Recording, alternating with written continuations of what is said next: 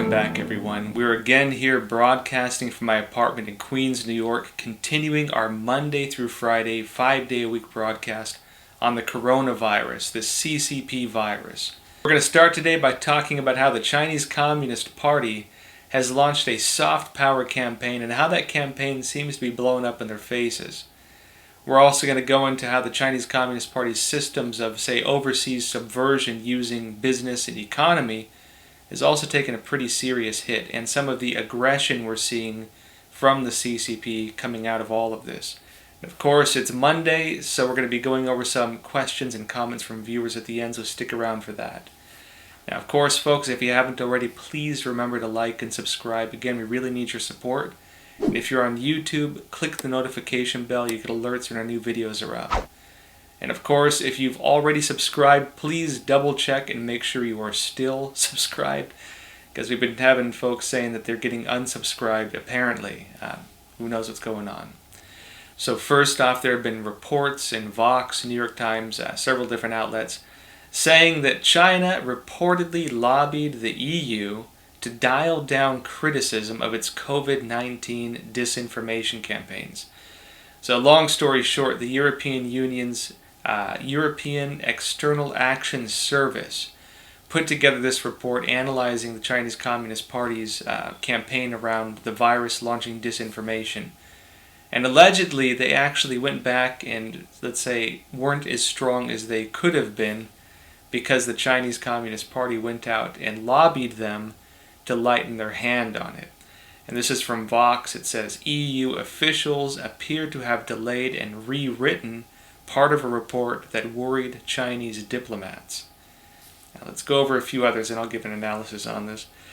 The Daily Mail in the UK is reporting, quote, Downing Street has removed China from the list of other countries it uses to compare the spread of the coronavirus, in a snub to Beijing amid widespread anger at the nation's apparent cover-up of the seriousness of its coronavirus outbreak. So it appears the UK, of course, not being part of the EU anymore, is going its own direction with this. The Spectator in the UK is reporting that Chinese diplomats' COVID-19 PR exercise backfires.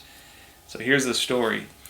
In the UK, the Chinese Communist Party sent Chen Wen, its second-in-command at the local Chinese embassy in London, to speak on BBC's World at One program to defend the regime's handling of the virus. And the program went interestingly. Chen Wen said that the world should appreciate what China has done with the virus instead of criticizing the CCP for its handling of it. She's saying that any campaign to investigate this virus and what the Chinese regime did, during its handling of it is politically motivated. And she's doubling down on the Chinese Communist Party's new narrative that the wet markets don't exist. You may remember in the last episode I noted how the Chinese regime's new line when it comes to the criticisms of the wet market is there's no such thing as wet markets in China. And I think half joked, but actually pretty serious at the same time too, that this is a weird narrative for them to choose, because if they're claiming in their original propaganda that the virus started at this wet market, this live animal marketplace, and now they're claiming there's no such thing as wet markets. Okay, where'd the virus come from then, right? All right, but here's what Chen Wen said. She said, quote, We don't have this concept of wet markets in China. What we call them is farmers markets, where you can buy fresh fruit, fresh meats. Of course, they are not live, but very few of them also sell live poultry. And of course, this is very different from what we were told originally, and from the videos, numerous videos that have come out from these marketplaces in China, where they have just about every wild animal you can imagine being sold at these marketplaces, kept in close proximity in cages. And of course, that was one of the original narratives the CCP used, saying it came from one of these marketplaces, because, hypothetically, if you have a bunch of wild animals in close proximity in unclean environments, the risk of cross-infection to them, where you have natural coronaviruses transferring between animal species and then possibly to humans, there is a chance. Now they're saying the whole thing doesn't exist. Now this Chinese diplomat's interview did not seem to have gone so well in the UK, But this is a small part of the bigger picture we're going to be getting into. Now, the Straits Times in Singapore is reporting China's feel-good music video on COVID-19 help for Philippines backfires, sparks anger instead. So here's what the Chinese regime did in the Philippines. They released this music video written by one of their ambassadors, the lyrics written by one of their ambassadors, showing all this propaganda footage of China helping the Philippines with the virus. And the whole thing backfired because they went and named the video 1C, at least that's the translation. And it has the line, "You and me belong to 1C." And of course this hit a nerve with Filipinos because the Philippines, Vietnam, other countries in the area have of course been dealing with the Chinese Communist Party trying to press into the South China Sea and claiming territories that have for a very long time belonged to these countries. The lyrics written by Chinese ambassador Huang Xilian, and it was funded by the Chinese embassy in Manila. Now, currently, last I checked, the video had close to 150,000 dislikes and about 2,000 likes and about 500,000 views. This was as of Sunday. So again, soft power campaign not going so well for him. China's also protesting Chechnya accepting Taiwanese coronavirus medical aid. In other words, as Taiwan is really playing a bigger role here in the world, it seems, when it comes to exporting functioning medical equipment and offering help to other countries, the Chinese regime is not very happy about this. Then in Germany, they're saying that China sought to encourage positive COVID-19 comments, and they're, of course, investigating how the Chinese regime has been trying to get different political leaders in Germany to say positive things about the Chinese regime. And in addition to this, something very odd has happened on Github. Now, there was the nCoVMemory page on Github, which seems to have been pulled offline, or at least has been pulled offline last I checked.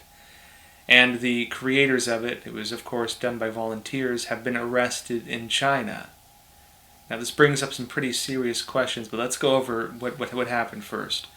So this nCoVMemory page on GitHub was a repository of Chinese documents, articles, and social media posts that were of course appearing in China, and the Chinese Communist Party tends to pull them offline really quickly if they challenge any of the existing narratives. So there are a lot of China watchers and also just Chinese netizens who very avidly follow all of the information that's posted, that goes viral, and then of course is very quickly deleted by Chinese authorities. And those, of course, they try to get this information before it's deleted. This GitHub page was a repository of all the things that were being deleted, at least what they could gather. South China Morning Post cites an unnamed source saying that 3 volunteers who ran this GitHub page have been detained by Chinese authorities and are being held in an unknown location. Of course, South China Morning Post has its own CCP ties to it. Again, on this program, I'll pull from all kinds of sources and try to disclose to you when one of them is, say, directly financed by the Chinese Communist Party or has very close ties. Of course, South China Morning Post is bought up by Alibaba. Among the articles and personal accounts published by the project, one of the most well-known is an interview with iFun, a whistleblower doctor at the Wuhan Central Hospital. The article was published by China's People magazine in early March, but was removed within hours. Now, those of you who saw the documentary I helped put together, tracking the origins of the Wuhan coronavirus, you'll know that we mentioned several different whistleblowers who came out of China and said basically, yeah, the virus came from one of our laboratories, China, and happened because of poor handling, poor management, and so on.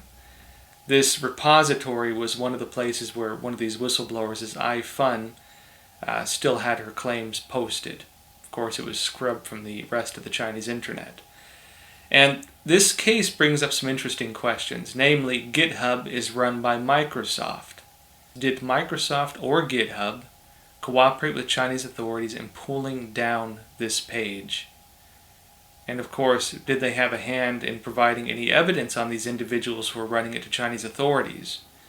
Were they collecting, say, personal information of any kind on these individuals? Now let's kind of tie this whole thing together.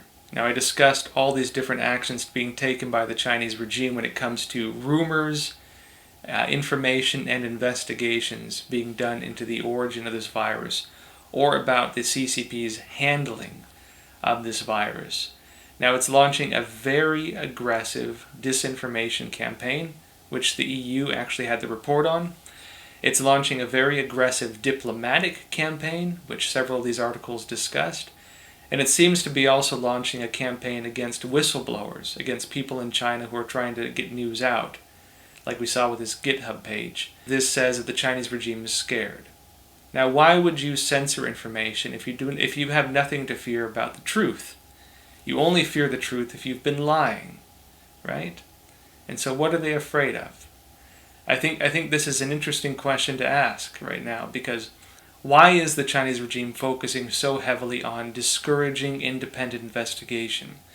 Why is the Chinese regime so focused on preventing websites from publishing information on, say rumors even, on what's happening there? Rumors are usually not much of a problem, because if rumors happen, if rumors come up, you can debunk them, and it actually makes you look credible. The Chinese regime does the opposite. It is not, say, just debunking rumors. It is, deleting information from the internet and arresting people who published it. And so something interesting is going on with this. And again, to me, this says the Chinese regime is very likely afraid right now. And what I think they're afraid of is international investigations. They're afraid of international investigations. They're afraid of lawsuits. That's my analysis on this, at least. Because if independent investigations come out, if documents like the ones being held on this Github page are able to make it into the hands of investigators, and I know that a lot of investigators have a lot of trouble getting their hands on Chinese documents, because even just browsing the Chinese internet is not easy. Having this kind of information available does feed into a few things. It feeds into the possibility of lawyers collecting information for class action lawsuits, and it feeds into governments launching their own independent investigations into the origins of this virus and into the Chinese regime's handling of this virus. As an investigative reporter, there are two things I usually look for. I look for anomalies, things that are out of place, things that don't seem like they fit in. And then I look for patterns within those anomalies. Does this fit into a trajectory? What is the furthest route you can trace that trajectory to, and where does it appear to be heading? And all of this seems to be pointing again to the Chinese regime being very afraid of independent inquiry into what exactly happened with this virus. Moving on, the Chinese Communist Party's economy and global ambitions are taking a pretty heavy hit right now. South China Morning Post had two different stories around this. One says China's Belt and Road Plan hits roadblock as virus pinches supply of material and workers. Now, of course, Belt and Road Initiative, the One Belt, One Road program of the Chinese regime, is one of its main tools to go around and get different countries into debt traps. And so it makes these, bad deals with different countries. A lot of it's in Latin America, a lot of it's in Africa, of course, South Asia, different parts of Europe, they're of course pushing into as well. They go in, they oftentimes bribe local officials, they make business deals with local officials. The local officials then sign contracts that basically sell out their countries. Who knows, knowingly or unknowingly, but regardless, they've been warned about it repeatedly. The South China Morning Post notes the CCP is struggling to fill specialist labor and supply chains to important materials. And of course it notes that it's disrupting plans they had in Indonesia, Pakistan, Bangladesh, and elsewhere. And in addition to this, South China Morning Post is reporting, China faces fight to hang on to foreign manufacturers as the US, Japan, EU make COVID-19 exit plans. And of course this is in relation to the EU, Japan, and the United States working on different programs to pull companies out of China, to encourage manufacturers to leave China. And we mentioned before, Japan, of course, has a program now where they're even financing, they're paying companies to pull out of China and move manufacturing back to Japan or elsewhere, although they get less if they go elsewhere. Again, this ties into this broader picture we're looking at. They're not just being hit with the prospect that decades of work around soft power, around painting this, powdered up image of the regime, this brutal regime that has killed somewhere around 80 million Chinese people, that this is somehow a, modern up and coming economy that is ready to take its place in the world stage. That whole narrative is dying right now. And so the regime seems to have multiple threads of interest in terms of handling the perceptions of China. And behind all of this, in addition to it, the regime appears to be getting more aggressive. CNN is reporting they are trying to steal everything. This is a quote they have noting that U.S. coronavirus response hit by foreign hackers. They note that the United States is being hit with multiple Chinese cyber attacks, which appear to be targeting information around the virus. So it's not clear on whether the Chinese regime is interested in stealing this information because they want to, say, research it themselves, or because they want to see where the U.S. research is leading them. Of course, when it comes to espionage, there are two facets to it. One would be you want to understand the thinking and planning of a country because you want to know what they're going to do. And when it comes to diplomacy, when it comes to soft power like the Chinese regime is doing, they want to know how to frame their narratives. There's also the possibility they're stealing it so they can develop it themselves. Maybe they want to see what the U.S. is making. Maybe there's a vaccine. Maybe the Chinese regime can patent it before other countries do and then own the cure to the virus, were that to happen. Now, ABC in Australia is reporting Chinese government official slams Australia's push for an investigation into the coronavirus outbreak. When it comes to the history of the Chinese regime's push into Australia, there are actually locally in Australia, a lot of the media have actually been doing a really good job reporting on Chinese subversion. There's been a lot of discussions, in fact it's part of the national debate there, on how deeply the regime has subverted their political structures, on how many politicians have been bought off, apparently, by the CCP. Now, moving on, Global Times, one of the main mouthpiece media of the Chinese regime, officially actually. In the U.S. they're registered as a foreign mission, which means they're basically seen as a branch of the Chinese government. They had a tweet that said, quote, "If U.S. lawsuits against China over COVID-19 damage Chinese firms' interests, China will have to take countermeasures to sue the U.S. government for its inability to contain the virus that caused losses at Chinese firms and politically motivated moves against them."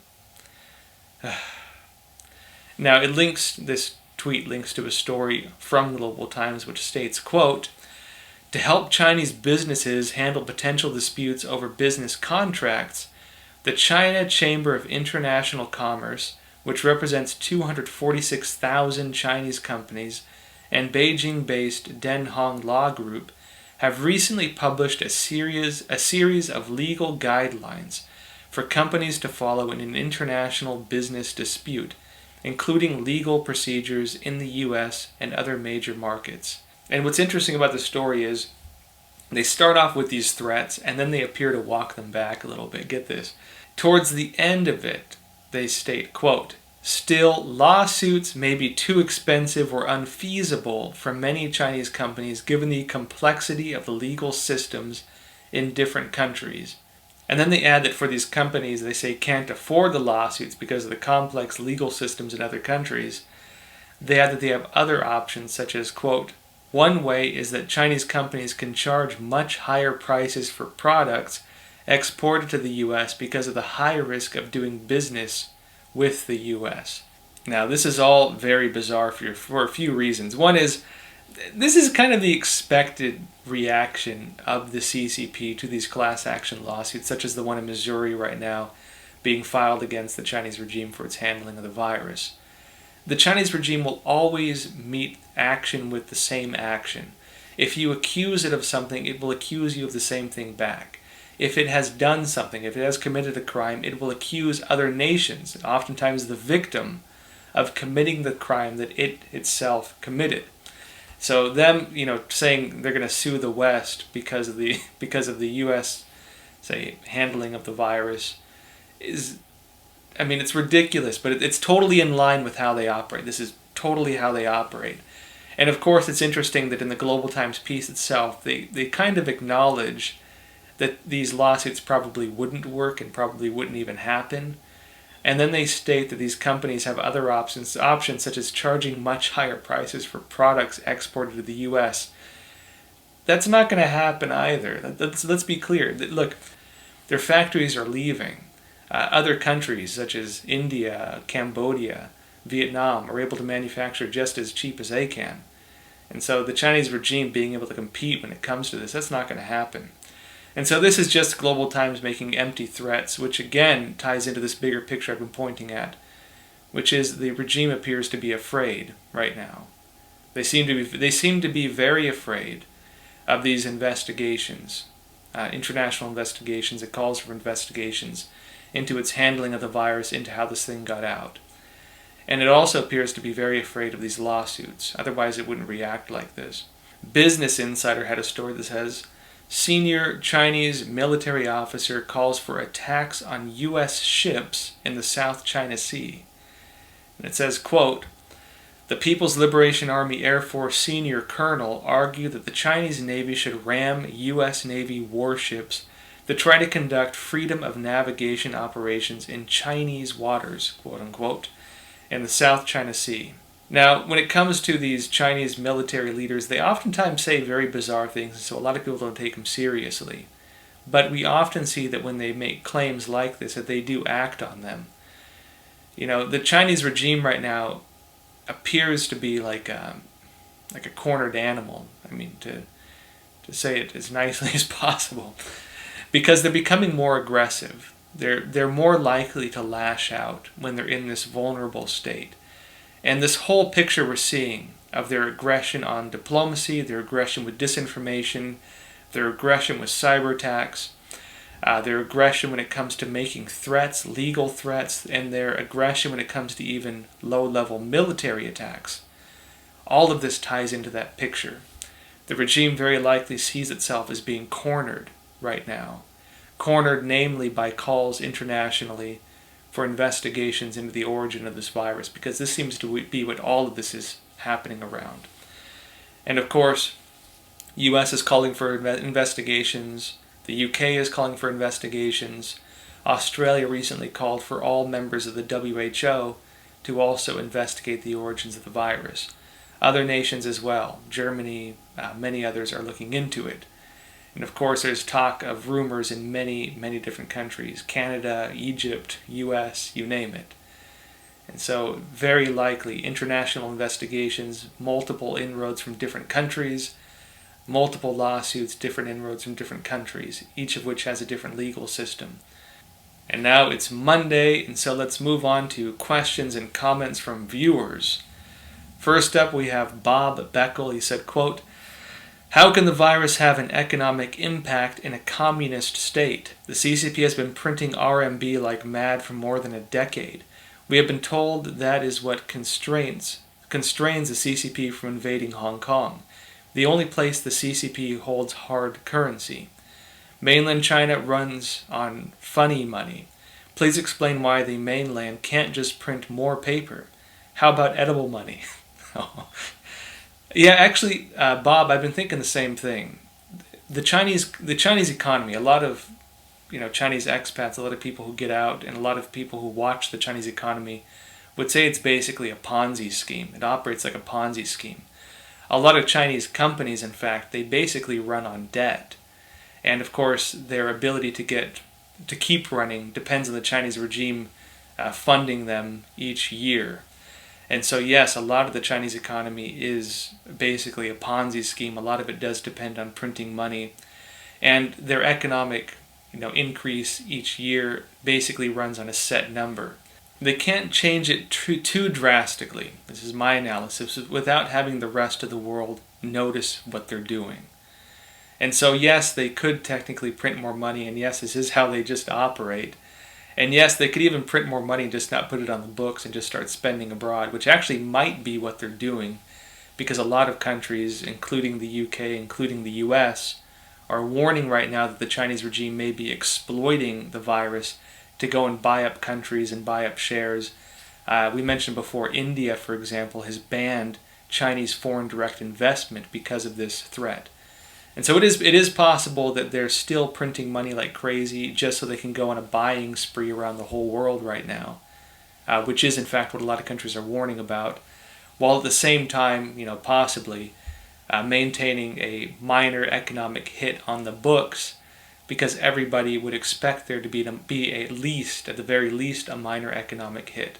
And so in other words, they need to demonstrate when it comes to perceptions what people would expect is happening. And of course, they can't show the full impact, because very likely that would mean a lot of companies and investors would pull out of China.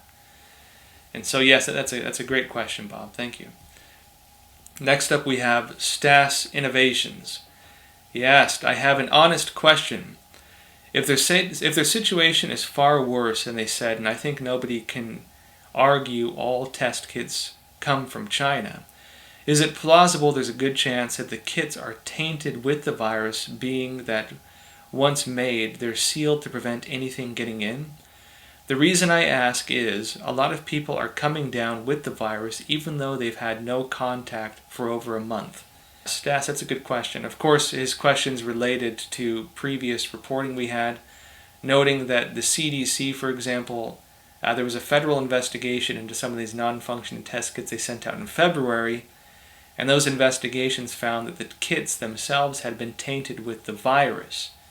Those kits were notably, at least allegedly according to the reports, manufactured by the CDC.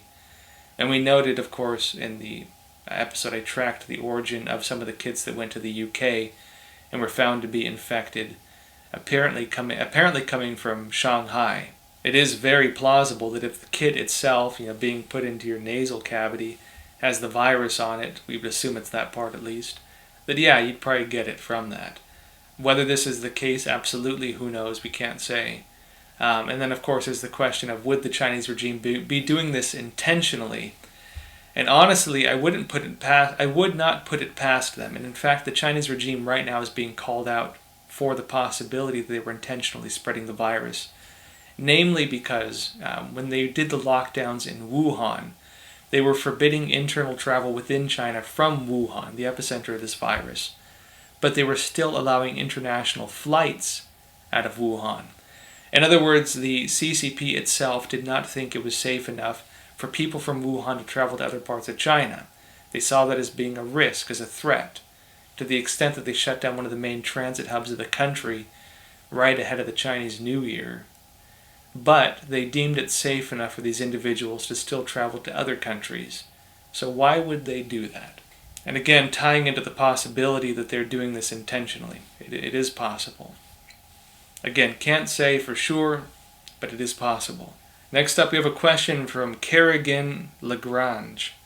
Joshua, I wonder what your thoughts are on theories that these types of events, viruses or terrorism, etc., are exploited by behind-the-scenes parties to erode Western democracy and push the world towards a global dictatorship with no physical tender, heavy surveillance, and civilians helping control each other.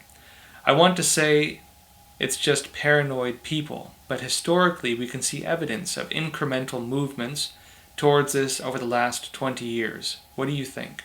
Kerrigan, good question. Of course, we do see this with the CCP. As I mentioned, there is, of course, concern in the US, UK, India, elsewhere. Reports saying the CCP is actually exploiting the virus to expand its influence. That they're exploiting the virus to go and do takeovers of businesses, including in the defense sector of different countries. It is very possible, and very likely, even according to these reports, allegedly coming from different intelligence services of different countries, saying, that's exactly what the Chinese regime is doing right now. Whether other countries would do it or whether this is some global plan, who knows? We can say that historically, when you see increases in government power, when you see new programs for social surveillance coming out, there's always the concern of whether these things will be renounced, whether they will be gotten rid of once the incident is over. When it comes to, say, communist regimes, socialist regimes, historically we've seen them do this and not get rid of them.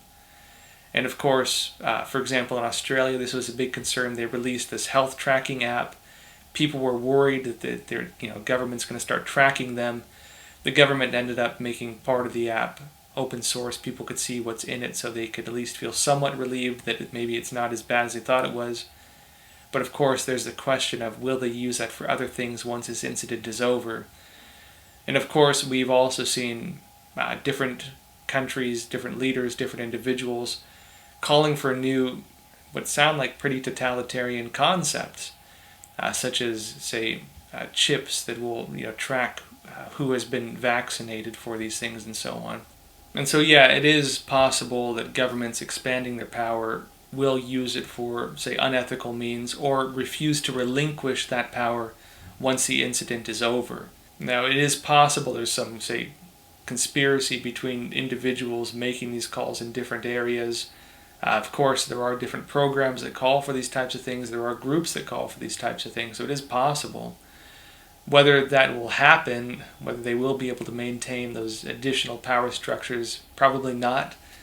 As we mentioned in a previous episode, Attorney General William Barr has actually come out and said that the U.S. Justice Department would actually help defend people if they file lawsuits against governors, state governors, if these governors create laws or programs that overstep American rights, protected rights. Next up, from Coda Madiaco, he says, "The more I look at those passwords, the more I feel they're fake.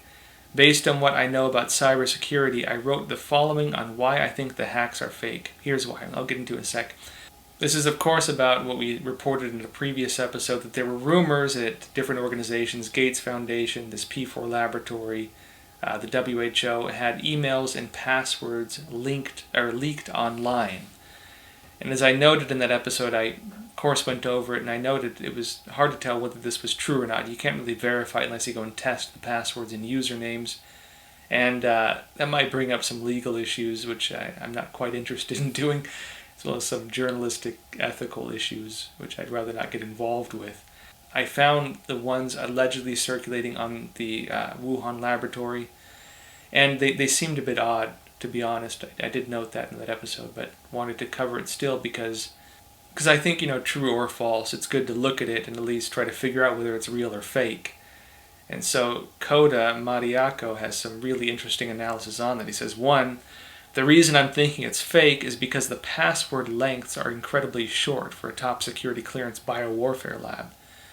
Some passwords are 6 characters. That's incredibly weak for what they're trying to protect. Not only that, but complexity requirements do not seem to exist. Things like requiring at least 1 number, 1 letter, and 1 symbol. Yeah, that's actually a great point. Not absolute, because we have seen some legitimate leaks of passwords where it's like the password is password, or 1QAZ or 1234. So, sometimes passwords for even pretty serious organizations, even in the U.S., are shockingly weak. So that's of course interesting, but yeah, of course one factor in this. He goes on, if you've used the tools to extract passwords before, you know what the format should look like. Yes, it looks like they used, John the Ripper, which is a hacker program, to extract the passwords. But if this were a true copy and paste, in other words, had they copied the passwords and then pasted them onto this website where they were allegedly leaked, quote, all passwords and usernames would have a colon between them. One has a semicolon, which is evidence of a fat finger, not a copy and paste directly from the tool to document. That is a smoking gun. That is very interesting. And he notes that 3, quote, most of the passwords shown have no resemblance to the Chinese language. How many people choose a password that is only numbers or a series of hard to remember characters? Not very many. And actually, that's another important point. Of course, they claimed that they hacked Gates Foundation and other organizations, but also this Wuhan laboratory. I did put the archive of the Wuhan one in the source documents. You can have a look at it if you'd like. And yeah, that's a good point. Why would these Chinese scientists be using American, or at least Western-style passwords, if that were the case? That is very strange. Yeah, actually, great analysis. I'd have to agree with you on that too. I personally don't think those hacks were real at this point either. In addition to that, we also haven't seen anything else from them, and it would be weird if during such a time a breach on such a level could take place and the people who breached it didn't seem to post anything. It would seem to be more in their interest to have gone through the documents first and posted the documents that they found, rather than just usernames and passwords. The question then is, why would someone do that? One possibility being, well, just some stupid kid who wanted to play a joke on people, and so, just posting something on Github and telling everyone he hacked these websites. That could have happened. Anybody in any part of the world could do that, just being bored one day. Totally possible. It could also be part of some broader disinformation campaign. Maybe they want to frame it like they're victims. Maybe it was a group or a special interest group that did it. Who knows? There are a lot of organizations, even in the U.S., that do things like that for big companies. And so, those things do exist, just acknowledging them. Who knows at this point? But actually, your analysis is very good, so thank you for sharing. Next up from Forrest Muldoon, quote, Joshua P., are you considering making a special on asymmetrical hybrid warfare, explaining the different methods of subversion in detail conducted by the CCP and their allies? It would be great for the average person to understand how our enemies are attacking us using non-lethal and lethal methods. Actually, Forrest, that's a great idea. Maybe I will do that. I did put together a map a while back in an article I did, breaking down the Chinese regime's entire program for this. And actually, I could probably just take that map and do an in-depth video on that. Maybe I'll do that soon, actually.